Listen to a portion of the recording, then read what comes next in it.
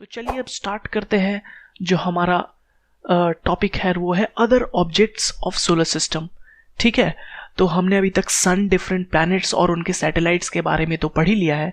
तो अब कुछ और ऐसे ऑब्जेक्ट्स बच गए हैं जो कि काफ़ी इम्पॉर्टेंट हैं और जिनका नाम हमने काफ़ी बार सुना है। तो उनके बारे में डिटेल में जान जाते हैं कि उनमें क्या डिफरेंस है एक दूसरे में। ठीक है, तो सबसे पहले आता है एस्टेरॉयड। तो एस्टेरॉयड क्या है? तो एस्टेरॉयड कुछ ऑब्जेक्ट्स हैं जो कि पाए जाते हैं सोलर सिस्टम में एक पर्टिकुलर रीजन में।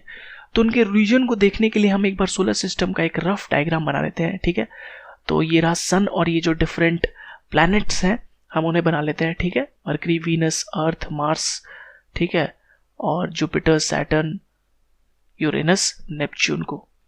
तो जो एस्टेरॉयड बेल्ट है ये पाया जाता है मार्स और जुपिटर के बीच में, यानी जो इनर प्लैनेट्स और आउटर प्लैनेट्स के बीच में।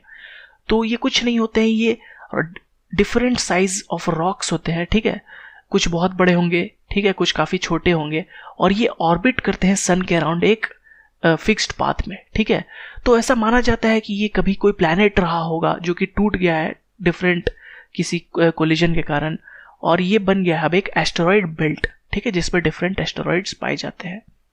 ठीक है, तो आपको समझ में आ गया एस्टेरॉयड क्या है। बस डिफरेंट रॉक्स है जो कि सन के अराउंड रिवॉल्व करते हैं एक पर्टिकुलर एस्टेरॉयड बेल्ट में। ठीक है, तो अब आते हैं नेक्स्ट ऑब्जेक्ट जो है मीटियोर्स। ठीक है, तो मीटियोर का जो ओरिजिनेशन होता है वो एस्टेरॉयड से ही होता है।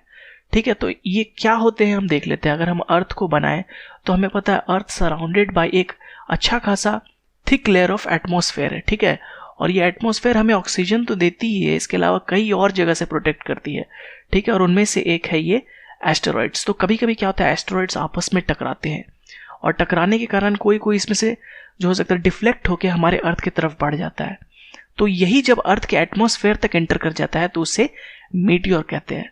ठीक है, तो वो एस्टेरॉयड जो डिफ्लेक्ट होकर अर्थ की तरफ आ जाए और अर्थ के एटमॉस्फेयर तक आ जाए तो वो होता है एक मीटियोर।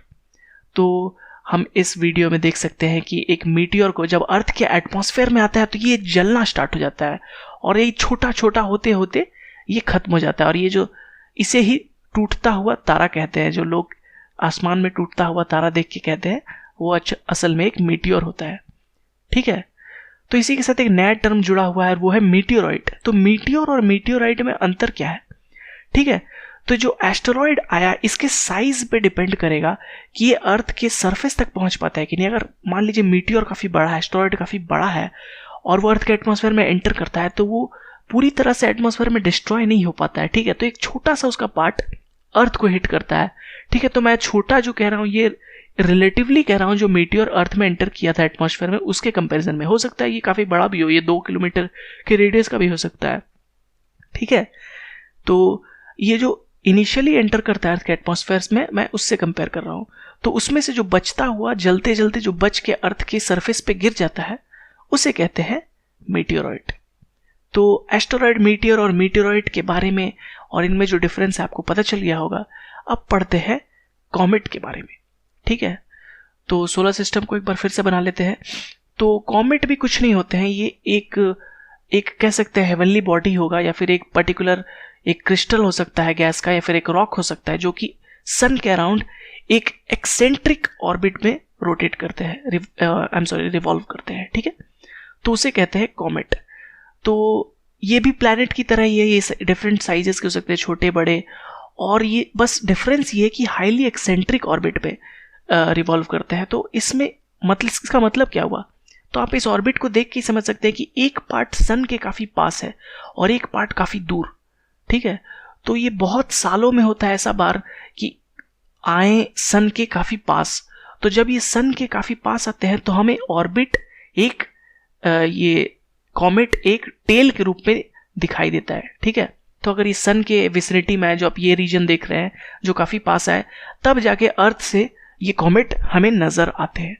ठीक है, तो when it comes near the sun तब हमें ये अपीयर होता है। ठीक है, और इसी के साथ हमें एक टेल भी दिखाई देता है कॉमेट का। ठीक है, और ये टेल क्यों दिखाई देता है अब हम ये देख लेते हैं। क्योंकि ये जो कॉमेट है ये जनरली आइस का बना होता है। ठीक है, डिफरेंट गैसेस का क्रिस्टलाइज्ड फॉर्म ऑफ आइस के पास होता है, और जब ये सन के करीब आता है तो ये आइस मेल्ट करने लगता है। तो इसके कारण क्या होता है, ये टेल फॉर्म होता है।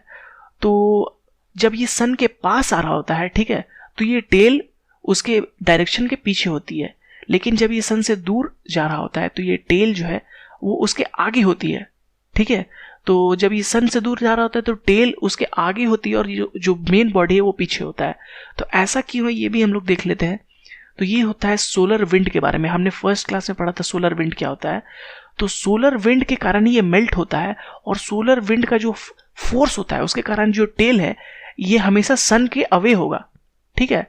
तो अगर पास आता है तो सन के अवे होगा तो पीछे होगा, और जब दूर जाता है कॉमेट तो सन के अवे क्या होगा, उसके सामने। इसीलिए ये जो टेल है ये हमेशा सन के अवे होगा। तो ये डिफरेंस था एस्टेरॉइड, मीटियर्स, मीटियोराइट और कॉमेट्स में। उम्मीद करता हूं आपको ये सारे समझ में आ गए होंगे और आपको कोई भी प्रॉब्लम नहीं होगी। तो इसी के साथ हमारा जो सोलर सिस्टम था बेसिक वो कंप्लीट होता है, और नेक्स्ट क्लास से हम लोग आ जाएंगे अर्थ में, और अर्थ के बारे में डिफरेंट जो फिजिकल प्रॉपर्टीज हैं उनको हम पढ़ेंगे।